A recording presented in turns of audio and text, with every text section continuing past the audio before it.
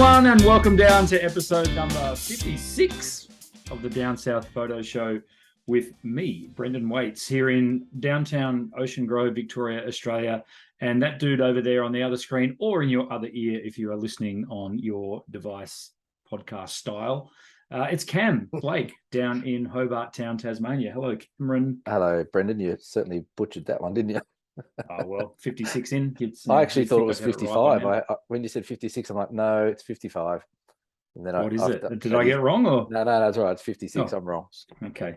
Yeah. Sure. I might have butchered the intro, but at least I got the number right. Yeah. And you remembered who you were and where you're from. So that's always a positive. Yeah. I'm very well. Thanks, my friend. That's the way. We're rocking the merch tonight. We are. I just realized that. I've got the hat on. It's getting a bit covered by the light there. Look. Nice. Down south. These hats are going to become available soon. I don't know how Have much. They? Can I put an order in for one, please? Oh, you got a hoodie, mate. What else do you want? I want a hat. I think it's coming into summer. That's why I'm not going to wear this in summer. Hey, you've also cleaned up from last week as well. You don't look like you've just been out in the woods for No, I a did. month. Yeah. My wonderful daughter took to me with the clippers. That's a toy. That's a very toy cut. Where would I be without her? Yes, where would we be at? Well, speaking of kids, today I spent today putting a bike together and a new basketball ring for Jamison together. Needless to say, I'm over putting things together. Has Jamison got a birthday? No. This is how good of a parent we are. So Autumn had a bike and she grew out of it in between birthdays. So we said, look, we'll get you one for your birthday, which is in December. And then that was last year. And we went to get one. Everything was sold out. We're like, all right, okay. And then it's Christmas. So that ruins everything. So now we finally got around to it. And when the weather's getting nice again, today she's like, when am I getting my new bike? And Lisa and I are like, oh, yeah. We probably should get you that new bike. So we went and got a new bike. And then, so her bike's okay. And then Jamison's birthday's been, but the plastic basketball ring we had at the back melted in the sun the other day. Oh, perfect. Yeah. So it just drooped over. And I thought, well, we better get him a proper one. Did you instantly have a 42-degree day in Hobart? No, but the sun is hot down here. It burns and melts things. The sun's generally hot everywhere, but I know what you mean. Yeah, it's pretty hot here. But anyway, so that's what I've been doing today. But apart from that, nice. For those of you who have never tuned into the Down South Photo Show, this is not what we don't just banter about our lives normally. It is a photography related show, and to that end, thanks for everyone who's tuned in. We're fast approaching yet another milestone on the YouTube. Approaching 350 subscribers is just around the corner. So we've been aiming for that for a while, haven't we? 350. Well, apparently, I think from what I can work out, at least half of you listening haven't subscribed. So really, just get down there and just for us, just hit that little subscribe button. Why not? Yeah. Tickle our bell. That's what we want to do. Yeah. You don't have to, but it'd be nice if you did. And if you don't, that's fine too. And maybe we need to give a really good shout out to our podcast listeners, because our podcast listeners keep putting us up in the charts of most listened episodes and shows and things like that. So if you're on the YouTubes, as Brendan calls it, and you can't be bothered subscribing, get on the podcasts and subscribe to that one. At least subscribe to something, so then we know who's listening. And God damn it, subscribe to something. Subscribe to something. That's all we want. We just need our ego stroked a little bit more. Occasionally. We're not asking much, are we? Occasionally. So let's delve into backgrounds. Cameron, you've just had a week in the Tarkine region of Tasmania, and again, for those listeners who don't know where that is, where can they find that? The Tarkine is in the northwest corner of Tasmania.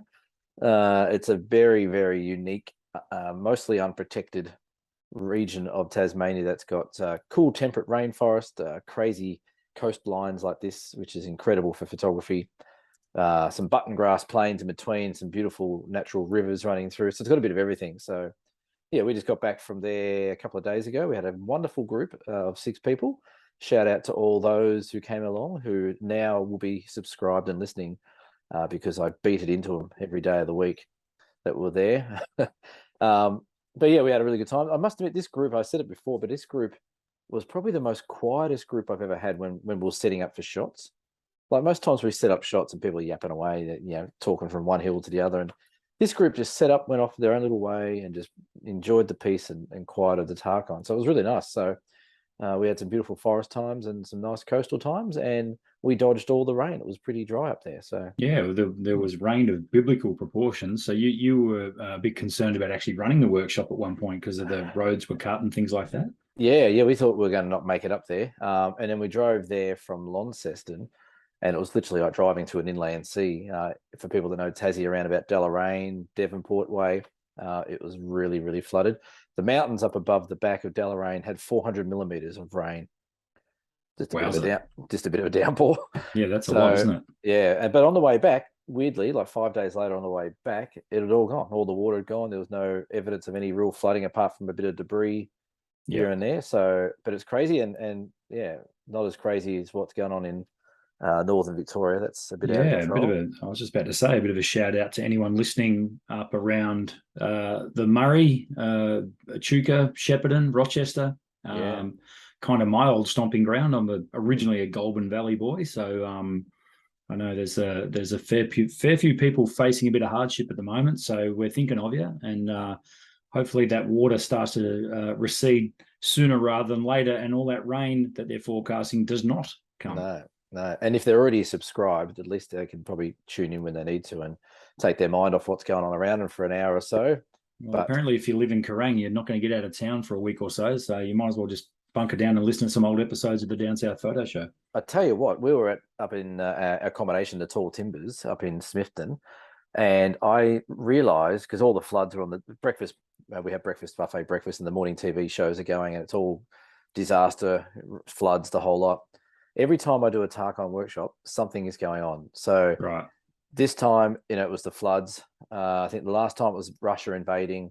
The time before that was when COVID broke out. There was another time when there was a mass shooting or something like that. Like, every time we sit down for breakfast at this bloody accommodation, there's the end of the world happening over there, and we're sort of in the middle of nowhere. So well, I think you better stop going to the Tarkine then. Well, not there until next May. Okay. And May and August next year. For anyone that wants to come along, we have spots available. There's a plug for you. There's a plug. There'll be some link downstairs somewhere. But yeah, it's downstairs. That's right. I don't know. Below in the comments. Below in the comments. So yeah, it's crazy what's going on. So hopefully, shout out to all the people that are copying it at the moment. We just don't seem to get a break in Australia, do we? No, not really. My background, if you let's talk something happy. Well, I'm looking for something to cover up my camera. So there we go. I could have covered mine up this time. No, I couldn't have. No, you couldn't. You could have just.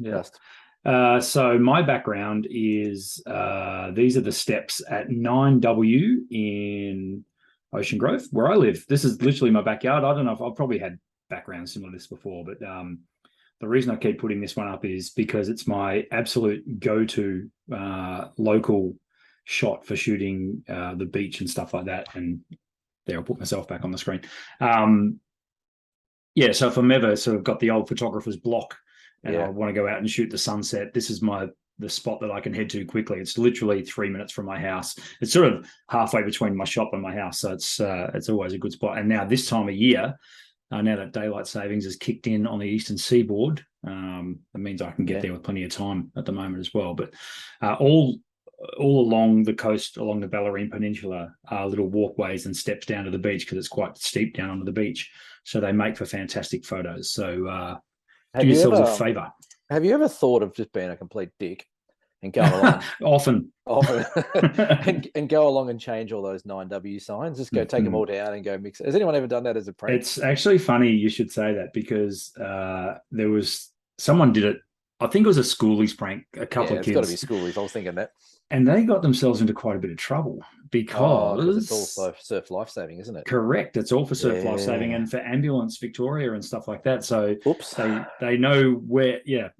Oh, you said you're at 7W. You're actually at 14W. Whoops-a-daisy. Whoops-a-daisy. Yeah. So don't take any of my advice for pranks, guys. Because we won't be doing that. No. So this week, Cam, as we've already touched on, you've been to the Tarkine. What else has been going on with your photography exploits? What's been going on? Well, apart from the Tarkine, I'm sort of chilling out now. So I got a bit of a week off before our next little trip. But come home, I find you're probably the same. Like when you went to New Zealand, you came back and it's just full on emails and everything going on. So that's what it's like for me. Even though I'm on a workshop, I can still answer some emails and talk to you or do whatever, with mates and stuff like that. But you don't really tune into much business stuff until you get back. So when I get back, it's just bedlam. So yeah, we got a public holiday here today in Tassie. It's Hobart Show Day.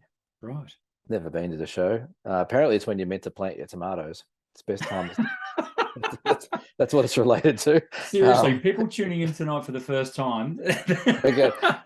Oh, don't worry, we've got a doozy of a topic. It's very photography related, but we've got a public holiday, so it is the season for public holidays, isn't it? Because we had one for the most ridiculous public holiday in Victoria is the one prior to the grand final. Yes, and I'm a footy nut, and I still think it's ridiculous that we get a day off. It should be the Monday, shouldn't it? Well, it should just not be.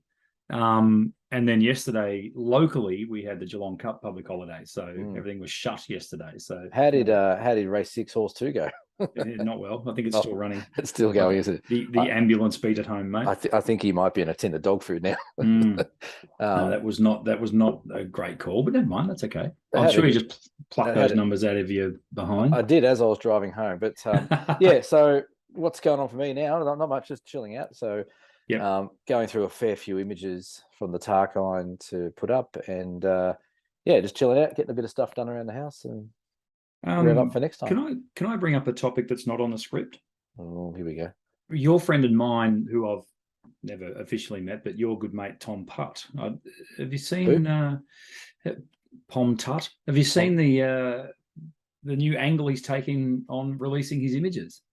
No, I haven't seen this. Please do enlighten me. Well, this is legit. I couldn't tell you the exact timing, but from what I could ascertain was he's only going to release images once a year. Oh yes, sorry, yes, I do know. You do know about this? Yeah, we've had a chat about this. Yes. Okay.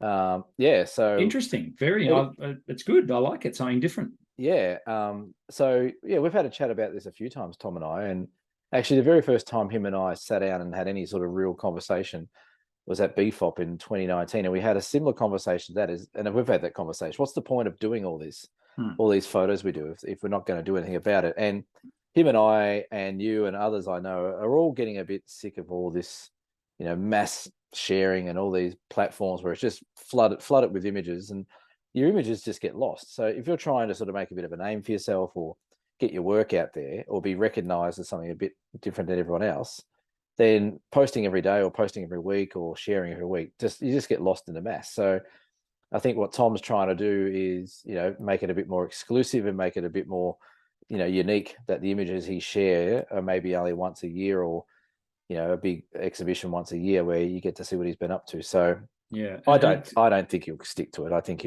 his ego will get in the way and he'll want to keep sharing online. I like the idea though. I mean, when you think about it, like you can shoot for 11 months and then basically sit down and just pick the eyes out of it and say, I don't know how many images he's planning on releasing, but say it was 35, 40 images. Yeah.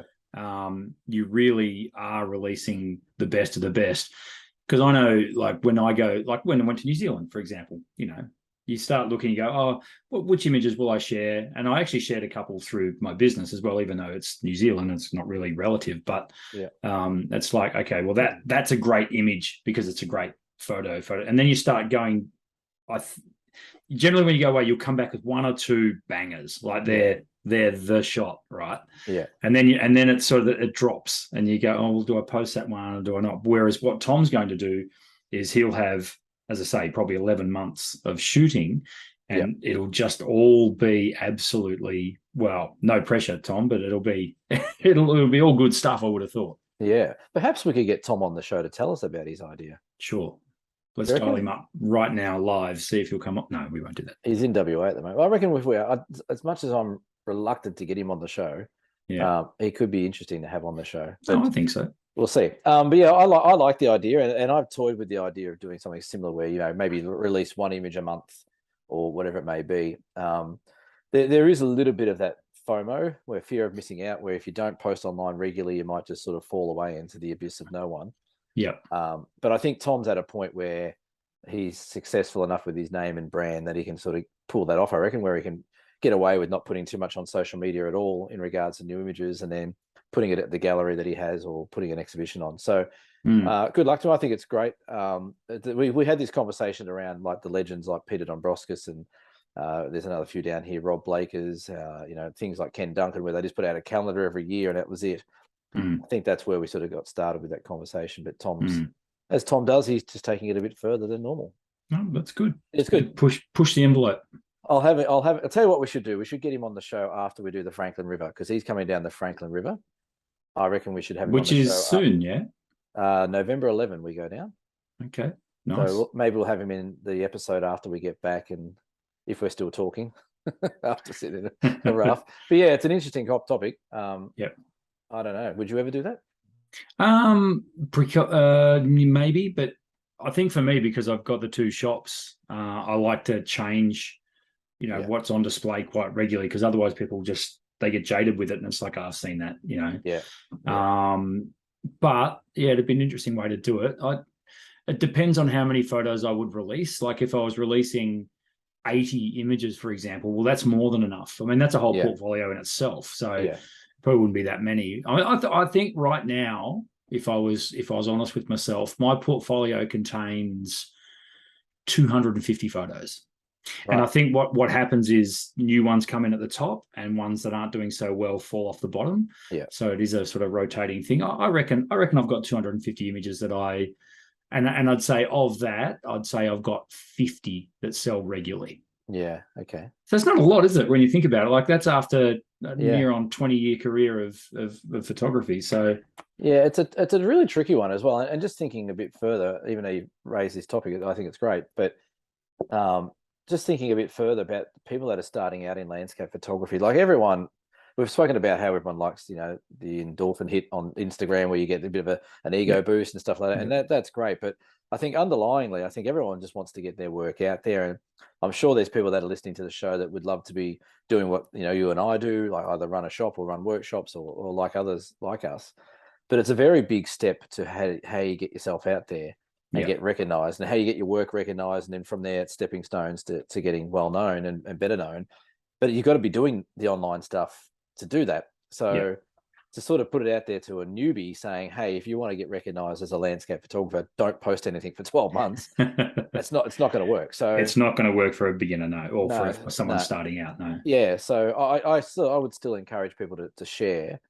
My advice, and this is where our friend Chelsea, who's a bit of a marketing guru with social media, picking the right image that tells a story, picking an image that can really sort of open conversation with the comments and engagement and things like that.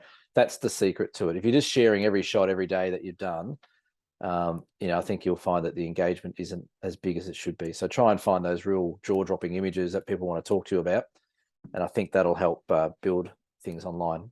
There's a tip for the week, but I think we've got another tip anyway coming up later on. No, exactly. Yeah, and it is interesting stuff, because it's like it.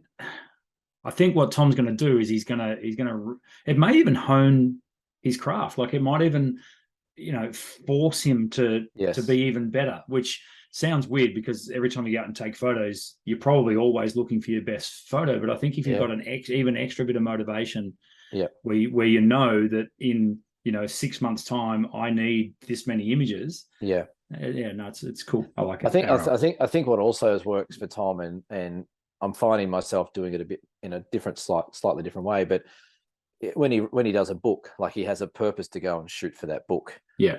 And that sort of drives his focus on doing that. I do it a bit differently. That when I'm out shooting, I look for little stories where I am. So, if it's the rocks behind me or a forest, I sort of think of a little bit of a story as I'm walking through there, or how I'm feeling. And that's what I sort of shoot the story of the shot around. And that's how I sort of promote it with a title and a bit of a backstory for that. So there's different ways you can do it, but it's going to be interesting to see how he goes. I think we'll get him on and have a chat. See, I've never taken photos like that. I don't see myself as a storyteller, as more of an image maker, if that makes sense. Like, I'm always looking for the composition that gets people to stop and wow, and which I guess we all are. But it'd be interesting if we did more video work, for example, and you have to actually become a storyteller that way. But anyway, this is off topic, and it's for a whole other podcast. So for those just tuning in, we don't usually go off script because we don't have one. That's right. Speaking of script, our main topic for discussion tonight. Now, Cam was driving back from the Tarkine on Tuesday, and he sent me a little voice message. Are you going to replay that voice message? No, because I don't have enough bleep buttons. But it was along the lines of, what the hell is up with back button autofocus? And for those of you who don't know what back button autofocus is, you can basically reprogram the back button next to your thumb. You got a camera handy, Cam? Can we show anyone? You brought. I actually don't have. We should be more prepared. But it's normally the AF button or the autofocus lock button on the back of your camera. Yes. And you can reprogram that to be your actual focus button. So instead of half pressing on the shutter button to get focus, you actually use your thumb and you press on the button there, and that focuses. Now, it was funny. It was actually quite coincidental that Cam brought it up, because that very day in my shop, I had a guy come in and he wanted me to clean the sensor on his Sony A7 III. He had a really good kit, Cam. He had some nice lenses. And I've done the sensor, I've done the firmware upgrade, I've put it all back together, and I'm going to try and take photos. I'm like, uh-oh, this is not focusing. And I'm looking, is everything set? And like, yeah, okay. And it didn't dawn on me for a few minutes. And I was about to ring the guy and say, was this thing focusing? I've broken your camera. And then I went, yeah, of course, and push the back button, and it focused. So aside from that being painful, there's a few other reasons why we probably don't sort of get it. What do you think, Cam? I don't know, but it does my nuts in. I tell you what, I understand how it works. I get the concept behind back button focusing. So there's a button in the back that pretty much takes over from your half press. So your half press is what locks your autofocus in, and everything else. But the back button focus does the same thing. So you press the back button focus with your thumb, and your focus is locked in, and you're good to go anywhere you like and point wherever you want. And then when you're ready, you press the button all the way, and the half press is disabled, so it doesn't actually try and refocus, and it just does a full photo. But I don't get why people are doing it with landscape photography. I understand maybe the concept around sport, maybe, or maybe doing something like portraits or something like that, where the distance is fairly similar, or you're chasing something through a viewfinder. But when you come to landscape photography, and I was the same on this, this is where it comes from, this workshop, I think almost everyone on this workshop was using back button focus. And I went to sort of help a few of them out, and I went to press the button. I'm like, oh, not back button. Yeah, back button focusing. And if I had $1 for every time someone said to me, oh, but that's the way you should be doing it, back button focusing, I wouldn't need to run a podcast, because I'd be a millionaire. But I just don't get it. Like, to me, and I've heard all the reasoning behind it, and I still don't get it. And someone said, oh, no, it's easier than pressing it halfway, because the shutters can be quite sensitive. I'm like, all right, maybe, yeah, but that's something you probably just get used to. I find that if I have tried it, if my camera's up to my eye and I use my right eye, you can't fit your thumb in there. The thumb won't fit in behind. You got to move your thumb I'm the same. In front of your eye, then you go bang. I don't get it. And then someone else said, oh, yeah, but it locks your focus. So if you're focusing, for example, if I'm focusing on this rock here, I can back button focus on there, recompose, and press the button. I'm like, but you can do the same thing if you half press the button remove there. Oh, but it's so much easier. I'm like, but it's 2 actions. It's 2 fingers or appendages. I just don't get it. And we had this quite, not a robust discussion, but we're in the absolute arse end of nowhere in the Tarkine. We're on these rolling hills, not a person to be seen for thousands of miles. And we're all sitting up on this hill taking photos, and everyone's using back button focus on a completely stationary scene. And I just don't get it. So no, it makes no sense. I'd love to hear people's, and I know I'm going to get reamed hard for this, because I know people swear by back button focusing. My thoughts on it, like where has this all come from? And again, I say this almost every episode now, get the hell off YouTube and stop watching YouTube clips on photography, because this is where I think it's come from. I think someone on YouTube has done a workshop, or someone famous like Photo Tripper or Thomas Heaton or someone like that has done it, and everyone's like, wow, that's the way you must shoot. And it does my head in. So no, it doesn't make a lot of sense to me. I'm just on a website, photographylife.com, just a random Google search that I did. And it just says, simply put, back button focus is a technique that takes the autofocus function away from the shutter release button and reassigns it to another button on the back of the camera. Although the name only suggests a button on the back of the camera, it can be any physical button, provided it can be set up for engaging autofocus. Most advanced digital cameras on the market today have a dedicated AF on button that is specifically designed for back button focusing. And they put a picture up, which I'll put up on the screen, or I probably already have. And then it says, when you pick up a camera and half depress the shutter release button, the focus system engages and tries to attain focus on your subject. So I'm sure we're all across that, which is the way most cameras are set up by default. With a bit more pressure applied to the shutter, you release the shutter. The shutter trips and an image is captured. This process occurs regardless of the autofocus mode set up on the camera. So I think what they're talking about there is, as you're alluding to, sports, definitely, because you might want to use back button autofocus. So when you're on CAF, continuous autofocus mode, and then just you're shooting, bang, bang, bang, bang, bang. But again, the half press does that too. So yeah, I'm a bit lost as to why it's important. Yeah, and like I said, at the Bright Festival of Photography, there was 90% of people using back button focus as well. And I don't get it. And the other thing that blew my mind, like completely exploded my brain the other day, was people on tripods using back button focusing. Yeah, well, that makes no sense. I'm like, why are you doing it on back button focusing? Well, because I can lock my focus wherever I want and then press the shutter. I'm like, but if you're on a tripod, you can use your little doggle. You can put your focus point wherever you want to do on your hyperfocal distance and just press the button. And leave it there. Why do we have to introduce another bloody button? Yeah, it's interesting. And the thing is, I've tried it. And the people, to their credit on this workshop, the sense of humor was amongst everyone was great. It was like, just try it out. And I tried it out for like an hour. And people are like, so you convinced? I'm like, no, I'm not convinced. It's shit. Stop doing it. So, and the same thing, exactly what you said. I had my camera up to my hand, and I had to put my thumb where it usually sits comfortably in front of my eye to press the button and then move it, just so I can not do this. Like that's all it is, folks. You're doing that. It's like the tiniest of movement with your finger. And I understand if like you said, if you're tracking Formula One cars, you might be pressing that, you're pressing that, bang, bang, bang. But again, I'd still be using the normal shutter release. And people have said to me, we did some shots down up the coast from here of some birds. And we had some seagulls and some little blue wrens and stuff flying around. And I put the Olympus on, the AI bird shooting, continuous autofocus with tracking. And all I did, the bird took off. I half held the normal button that people that aren't using back button focus should use, and just locked it on the bird, and it just followed the bird, and I just shot, bang, bang, bang, bang, bang. Yep. I just don't get it. And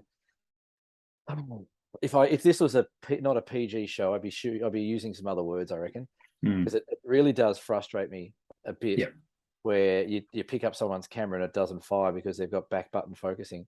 And the thing that blows my mind even more than the last thing that blew my mind, I'm getting on a real rant here because it does my head in. They'll put back button focus on, but they won't know what metering system they're using, or what autofocus system they're on, or where their focus point is, or whatever. Yeah, because they were told that back button focus is the way forward, but they haven't bothered to think about the other aspects that they need. Yeah. One really important thing I think about back button autofocus is, so there's this thing that I don't possess, and it's called dexterity, and where I've got to now push two buttons. Like I've got to do this and this while I'm trying to hold this thing, and it just seems counterintuitive. It does, and maybe we're just bloody old. I don't know, but I just don't. And like I said before, like if you're shooting, this is obviously a landscape show, and I teach landscape, you teach landscape, we shoot landscape. So if you're shooting landscape, majority of the time, at least 90% of the time, you're on a tripod. So you're set up on your tripod. The new cameras these days, you can move your focal point around wherever you want to be. And most of the time, if you're doing like a scene behind us, your focal point will be somewhere around about here, sort of on the rocks, about a third of the way in for your hyperfocal distance. And that's it. There's no other reason to press any other button apart from doing that. So if this is becoming too hard for us, and this and that is easier, what the hell is going on? Back button autofocus is the answer to a question that should never have been asked. No. Can you bleep my next sentence? Sure. Back button focus can get Yes, it can. Yeah. And our friends over at Photography Life are really pushing the boat out here on back button autofocus because so there's a photo of a grizzly bear in the snow at Yellowstone, and they actually said, now because it was really cold, I couldn't tell with my index finger how far if I'd half pressed.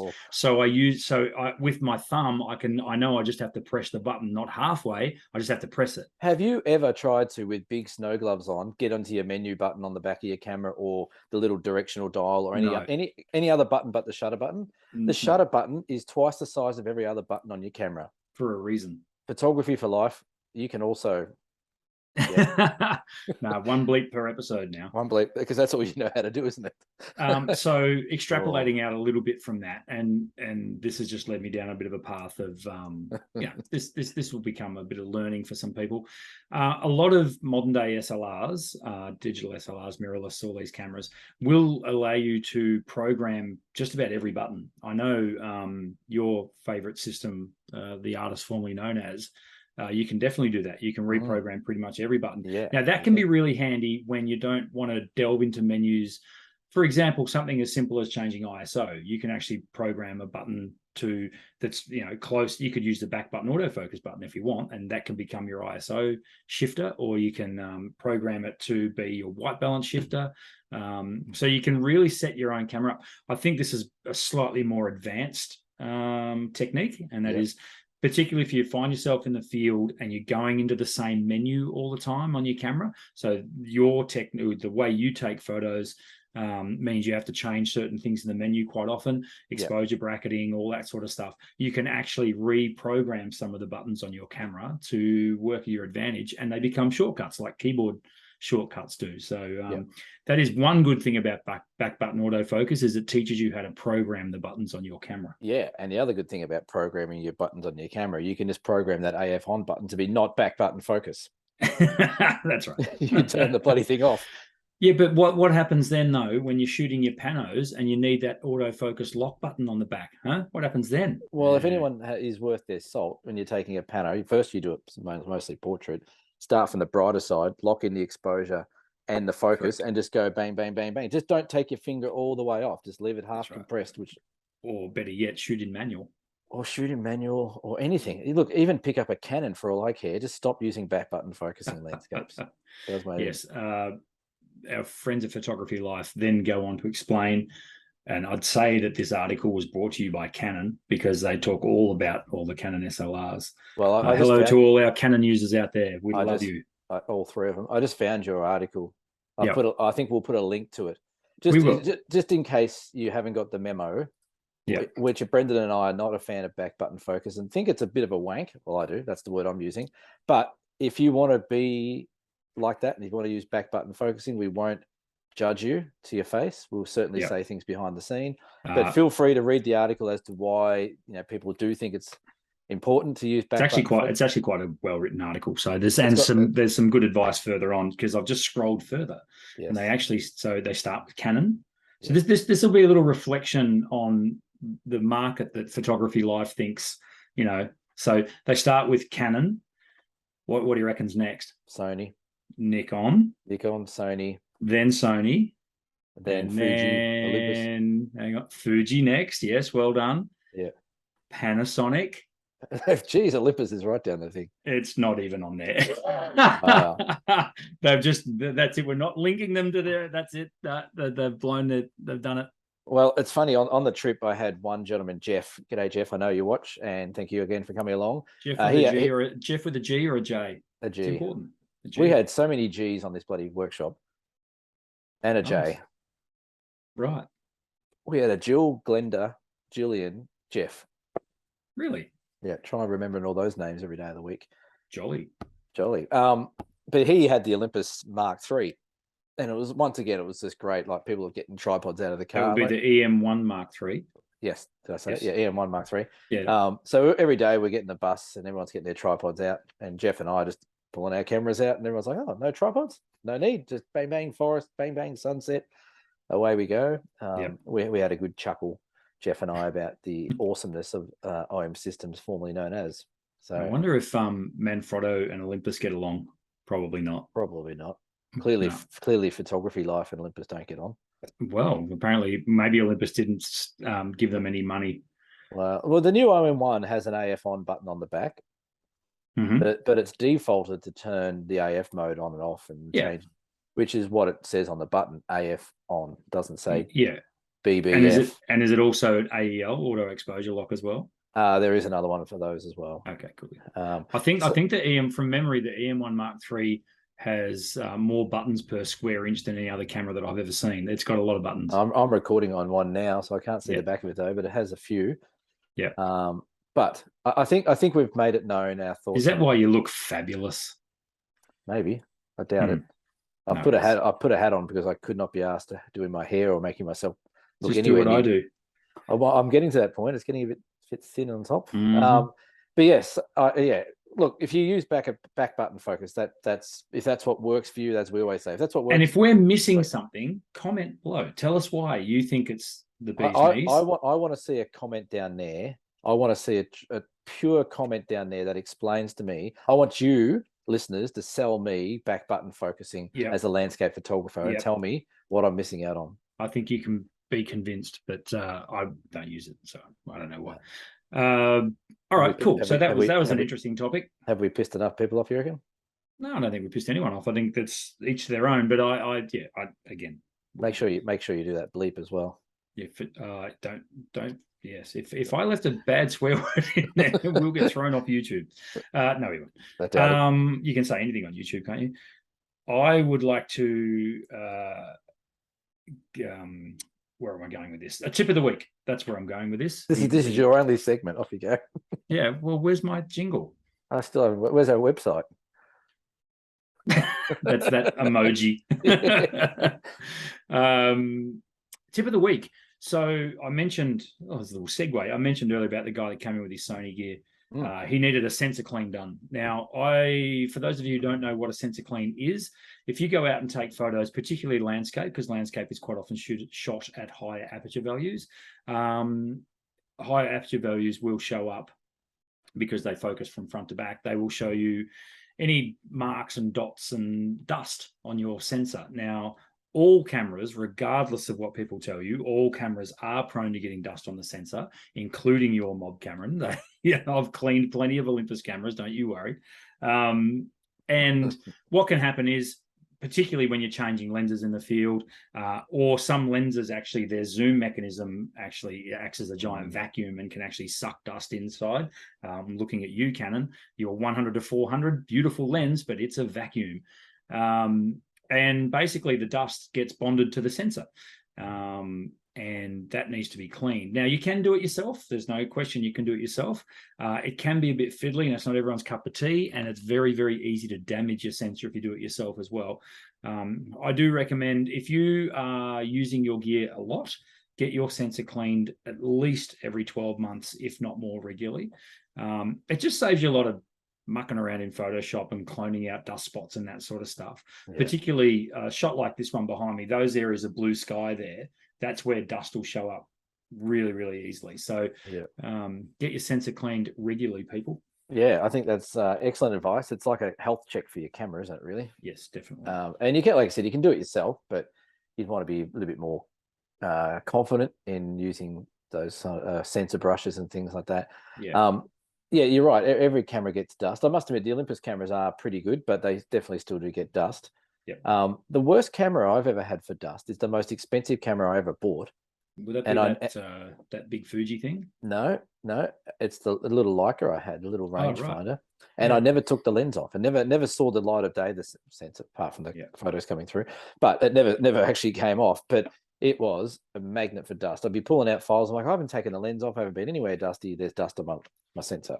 Right. And it is annoying. So for a camera that's super duper expensive, no dust reduction, sensor vibrations, no nothing like that. So, but yeah, it's good to do it. And don't, for the love of Christ, don't open your camera outdoors into the wind, or if you're in a dusty, sandy spot like behind us two here, just do it in the car, or change the lenses beforehand, or or just keep them nice and clean, because it can be quite annoying. And if you get too much dust, it actually, like I said, it actually embeds on the actual sensor, and then you're in for a bit of trouble then. Yeah. So if you want to know if you've got dust on your sensor, here's a really simple way to do it. Turn your mode dial to aperture priority. Crank Shoot your back aperture button to focus. If you want. Crank your aperture out to f22. Find yourself a white wall and take a photo of it.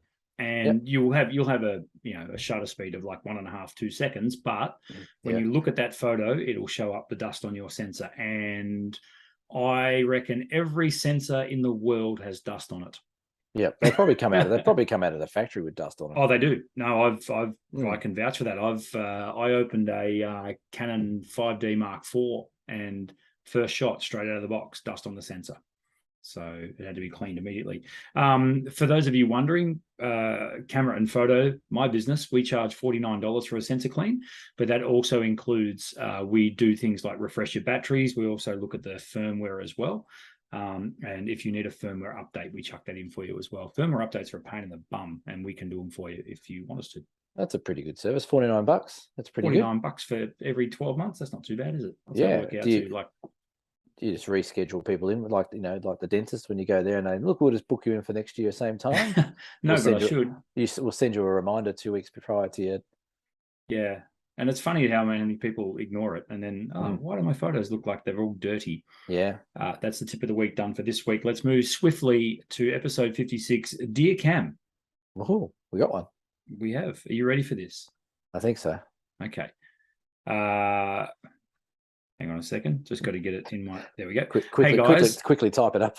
It says Dear Cam, but it says, hey guys, thank you. Love the show. Was wanting to know your thoughts on home photo printers. I am looking to start printing some of my landscapes, not to sell, but to get framed and hang at home. To get framed and hang at home, and maybe give as a gift. Are there any brands you would recommend? This is Louise from Shenton Park in WA. Shenton Park, great part of the world. Sounds like a race course. It's right next to Subiaco in Perth. There's a race course right next to Subiaco, isn't there? The dog park. I don't know. Remember the cricket at the Wacker, and they used to pan over and watch the races? Oh no, that's not there. No, that's got another name. I can't remember what that's called. But yeah, home printers, Cam. I know you've been through this experience not that long ago. I've got one just here. You have what's yours, an A3, A2 printer? It's an A2 Epson P600 or 690 or something. They have different names here in the States. So yeah, home printers. That's a good question. Based on what Louise is asking, I'd be more inclined to probably say, if you're not going to be printing lots and lots of work, you might be better off still going to people like your good self and getting printed there, because having a home printer, you probably want to be making sure that you're printing, once a week, a couple of prints off, because otherwise the ink can dry up or get blogged up in the ink jets and things like that. So, but if you're looking to get a home printer, the only printers I've ever used at home have been Epson printers. They seem to do a really good job. I would say it's probably a toss-up between Canon and Epson in regards to photo printers. Depending on how big you want to frame your shots up, or if you want at least the flexibility to frame a bigger shot up or do bigger. This one, like I said, does A2. There's other ones that do sort of A3 and A4, and you can buy the photo paper to suit whatever size you want to print. So my push would be Epson, not a sponsored post, but purely just on the experience I've had with them.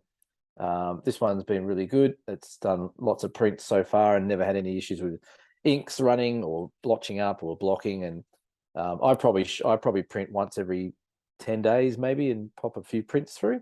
Yep. So yeah, and then obviously the next question on top of that would be what paper to use. For those that are interested, I use Canson paper, Canson rag, photographic. I think it's called photographic rag, and I use a 330 gram and a 220 gram paper. But I would say, yeah, landscapes and that paper combination, Epson and Canson paper, is pretty good, I reckon. Yeah, I'd like to go back to what you said earlier, and that is, if you are only looking to do, a dozen prints a year or something like that, do not buy a home printer. You'll get incredibly frustrated with it, as you say, the head drying out and it clogging. Printers work best when they are printing. Now, take this from someone who's been in the game for 10 years. My printers always play up when they're coming off a spell. So when I've had, closed over Christmas for a few days, or, we've shut for a few days, when we fire everything back up, that's when problems happen. But when they're being used daily on the regular, like mine are, they print beautifully. So that's one. And the other thing was the paper that you touched on. Photographic printing paper ain't cheap. No. Unless you're buying it like I am in bulk and in big rolls and that sort of stuff. You'll probably find that it actually works out cheaper to engage your local photo lab to do it for you. Yeah. And I know, Louise, where you are, you got loads of options around Perth. There's plenty of people that'll print your photos for you. And for the love of God, avoid the big chain stores because you don't want to go there. Harvey Normal. Don't go to Harvey Normal or Kmart or Big W. No. I love these people that go to all the trouble to take these great photos and then go and print them in Harvey Norman for 11 cents. Yeah, that's a good idea. And the teenager printing them is on 12 cents an hour. Yeah, and they'll push print and then go and sell an air conditioner. Yeah. Anyway, we've got off topic, but if you are looking to, for example, set up a market stall, or you're looking to maybe sell your photos through the local coffee shops and that sort of stuff, by all means, look at getting yourself a home printer. Cam's right. I think Epson. Well, I think Cam's right. I think Epson is the way forward. They've always produced fantastic print quality as far as I'm concerned, and generally pretty easy on the maintenance and easy to tinker with. Their interface is really intuitive. So if it were me, I'd go down the path of Epson, but maybe even start with an A4 small Epson. Don't maybe invest too much money. You can pick up a pretty good A4 Epson inkjet printer for probably around $500 to $600 to get you started, and see what you think. Play with a few different A4 papers. Most of the A4 papers, as Cam said, through Canson, you can get bigger rolls and get exactly the same finish. Hahnemuller is another fantastic producer of papers. And of course, our good friends at Ilford. I was going to say Ilford are good as well. Yeah, Ilford is what we use most. We've got the Ilford textured cotton rag is very, very popular, and it looks fantastic, very super matte finish. So, Louise, don't know if we gave you much advice there, but I think, again, look at your output. If you're looking to do a fair bit, then it's going to be justifiable. But if you're not, you'll get frustrated with it. People talk about the price of petrol.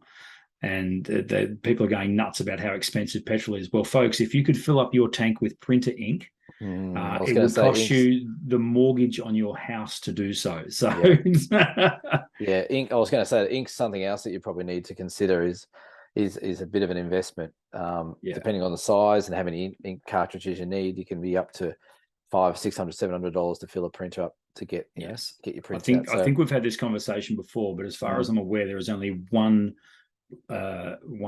fluid that is more expensive than printer ink, and that's oil. No, it's not. I won't say it on here. It's a bit crass, but it's I'll tell you. No, it's racehorse semen. Oh, right. Jesus Christ. Rightio. This has been a great one for first timers to tune into. I tell you what, if they're first timers, they're not going to be second timers. I tell you right now. That's all right. I was also going to say about going to places like Harvey Norman and things like that. As far as I'm concerned, in regards to printing, Harvey Norman are the back button focusing of printers. Don't go to them. Go somewhere else. Get something. This might become a catch cry for Cameron. They're the BBF. You know what? grab a piece of paper and sketch your own picture before you go printing it to Harvey Norman. Anyway, you'd get a better result. We'll wait for the letters from Harvey Norman to come through. If you have a Dear Cam question, by all means, send it into us. Leave a link below, or you can email it to us. You can send up smoke signals, or you can go to our fantastic website sometime in the future and post it there. Just don't forget to subscribe to the YouTube or the podcast. The YouTube. Hey, we've entered the Australian Podcast Awards. I don't know if we've told people that. Can't believe we haven't won yet. I know. We got an email saying, you guys interested in entering the Australian podcast? And once the laughter subsided, we thought, oh, yeah, why not? Yeah, okay, let's do that. So we spent at least 2 seconds getting that all together and entering that. Yeah. So I think, mate, I will fall off this very chair if it goes any further. If he goes, I'll be surprised if it even gets a mention. But apparently they announced the winners. I think they said November 4 or the finalists. Oh, okay. God, can you imagine? That'd be great. That'd be pretty funny. I can smell a junket. Yeah. Sounds good. So, so Cam, you've mentioned you got a week off, and then you're off to the southwest of Tas Vegas. Tas Vegas. I am in a little plane for 3 days. Well, not for all 3 days. We fly down from Hobart to Melaleuca, which is deep in the southwest of Tassie. You can't get there any other way apart from boat or plane or a pretty long walk. So we've got 3 days there, 2 nights, 3 days. We stay in these beautiful little glamping tents in this sort of tea tree forest. We have this big mess tent where they cook us amazing meals and wine and dine us. But we have access to a little boat. We have a boat boat pilot. What's a boat driver? Pilot? Yeah, a sailor. I don't know. I don't know. A captain. A captain. We've got someone who knows how to turn the boat on, and they take us out to this beautiful harbour and out to the Breaksea Islands and lots of animals, wildlife, beautiful scenes. Bathurst Harbour is really nice. So that's not until next weekend. And then after that, I've got a little bit of a break, and then I'm on my last trip, which is the Franklin River with our good mate Tom and a few other awesome listeners. There's actually a few listeners coming. We might even record some sounds down the river that we can put into a podcast when we come back. Last year, we put that exciting footage at the end of the podcast too. We did, which was very highly rated. People were quite concerned for your welfare. Yeah, well, I'm still worried about my welfare. We'll see how we go. How's your insurance policy looking? Just updated, actually. Attaboy. How's your next week looking? Good. We've got. I've just announced a few more dates for some workshops that I'm doing down here at the shop. So the entry level and intermediate workshops are out for November. Nice. The entry level one's pretty much already sold out, which it generally does because I sort of only do them every couple of months. So that's all happening. We are definitely, as I mentioned last week, now on the downhill run to Christmas. So we're talking getting stock in and all that sort of stuff. It's just loads of fun, Cam. I love Christmas. It's one thing I don't miss is working retail Christmas or any hospitality or retail. I do not. It gets pretty full on, but it is our time to shine. I think I've mentioned this before. Like in December, we will do 4 to 5 times a usual month in 1 month, so it gets pretty full on. So I'm looking forward to it. At the same time, similar to your Franklin trip, a little bit daunted by it all, but we'll get through there. I've got through 9 so far in my own business, so this will be Christmas number 10 for us. Did you give Rachel a pay rise yet from last episode? Remember we spoke about Rachel? Yeah. Yes, she doesn't listen. So really? Definitely. Yeah. No wonder we don't have enough subscribers. You know, your own staff aren't even listening. True. Maybe I should. Need to pay them off to come and subscribe. Do you promote it in the store? Do you have like little cards up or on? It's on my website, and I have mentioned it a few times. Oh, speaking of, did you answer the Mel? Who? Yeah, no, that's another thing. Hey Mel, there's an email waiting for a response from you. Oh, and I'm really sorry I can't remember the guy's name, but I had a visitor. A guy came in just out of the blue and walked in and said, "Oh, hi, I've listened to your podcast and I'm from Melbourne. I thought I'd pop down and say hi." Knocked me down with a feather. That was last Saturday. Yeah, right. Just rocked on in, and I think your show is great. And then he asked me a few spots where he could go along the Ballerine to take photos, and it was very good. I was quite chuffed. Right. Sorry, you're probably listening and I can't remember your name. Oh, that's so bad. Is it Jeff, John, Phil, Peter? It's that era. It's that it's like a Keith. Trevor. Wasn't Noel, was it? I actually think it's Keith. Keith. I don't know. Sorry, mate. But anyway, drop me a comment and tell me off for not remembering your name, and I'll give you a shout out next week, I promise. Give him some free prints. Sure. Are we done? I think we're done. I think we're done. You have been listening to episode 56 of the Down South Photo Show. Can you enjoy your week? Or watching it. They might have been watching it, working out in a gym to it, whatever you want, whatever your thing is. That'd be a bit awkward, wouldn't it? Jogging along, listen to us. Yes, it would. No, don't do it while you're running. Don't run and listen. That's it. We'll see you next week for episode number 57. Wow, we're getting up there, Cam. Do you reckon we'll get to 100? Surely. Yep. That should be our aim. 100, then we'll just piss off and give up. Yeah. But it was like, you used to play backyard cricket. When you got to 100, get out. You're retiring. Yeah, 100. You're cooked. And how good was it when you brought the 100 up with a 6 out over the fence? Just tee off over cow corner. I'm out. And your brother had to go get it. Exactly. Yeah, exactly Your ball. right. See you later. I'm out. I'll get it later. All right, folks. We'll see you for next week's episode of the Down South Photo Show. Bye for now. As per usual, I've got nothing at the end apart from see you later. Okay, bye.